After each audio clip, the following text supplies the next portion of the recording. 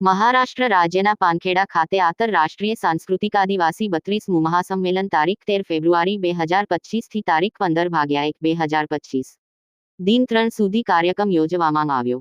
પ્રાપ્ત માહિતી અનુસાર મહારાષ્ટ્ર રાજ્યના પાનખેડા ખાતે દર વર્ષની માફ ચાલુ વર્ષ તારીખ 13 જાન્યુઆરી 2025 થી તારીખ 15 જાન્યુઆરી 2025 દિન 3 આંતરરાષ્ટ્રીય આદિવાસી સાંસ્કૃતિક સંમેલન યોજવામાં આવ્યું હતું, જેમાં સમગ્ર વિવિધ રાજ્યમાંથી આદિવાસી સમાજ પરિવારના ભાઈઓ બહેનો તેમજ વડીલો આગેવાનો તેમજ જનપ્રતિનિધિઓ તેમજ આદિવાસી સમાજમાંથી ચૂંટાયેલા લોકસભાના સંસદ સભ્યો તેમજ ધારાસભ્યો તેમજ આંતરરાષ્ટ્રીય આદિવાસી સંમેલનના સંચાલકો આદિવાસી પહેરવેશમાં જુદા જુદા વેશભૂષા ધારણ કરી મોટી સંખ્યામાં ઉપસ્થિત રહ્યા હતા।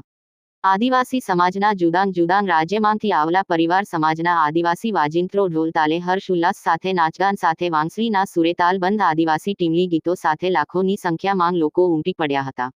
આંતરરાષ્ટ્રીય આદિવાસી સમાજના લોકો દ્વારા વિશાળ રેલીનું આયોજન કરવામાં આવ્યું હતું, જેમાં મોટી સંખ્યામાં લોકો ભાઈ બહેનો જોડાયા હતા। રેલીમાં આદિવાસી સમાજના દરેક રાજ્યના વિવિધ પ્રકારના આદિવાસી પહેરવેશ સાથે નાચગાન સાથે જોડાયેલા હતા।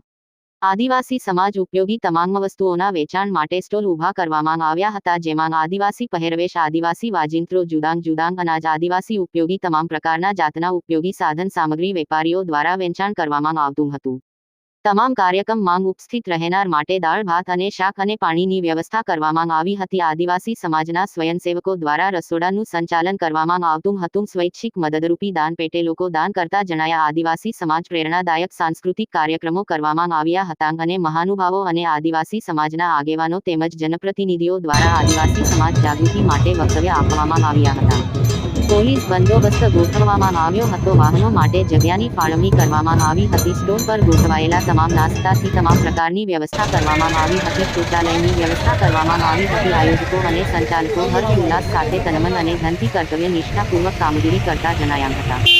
ફાયર બ્રિગેડ તેમજ તાત્કાલિક સારવાર માટે 108ની સુવિધાઓ ઉપસ્થિત હતી। દર વર્ષ કરતા લાખો કરોડો આદિવાસી સમાજના લોકો મોટી સંખ્યામાં ઉપસ્થિત રહ્યા હતા। હજારો એકર જમીનમાં મંડપ, ડેકોરેશન, દરવાજા અને પોસ્ટરો સાથે આયોજન કરવામાં આવ્યું હતું। ઢોલ અને શરણાઈ, વાંસળીના તાલે નાચ ગાન સાથે ભવ્યાતિભવ્ય રીતે આંતરરાષ્ટ્રીય સાંસ્કૃતિક સંમેલન યોજવામાં આવ્યું હતું।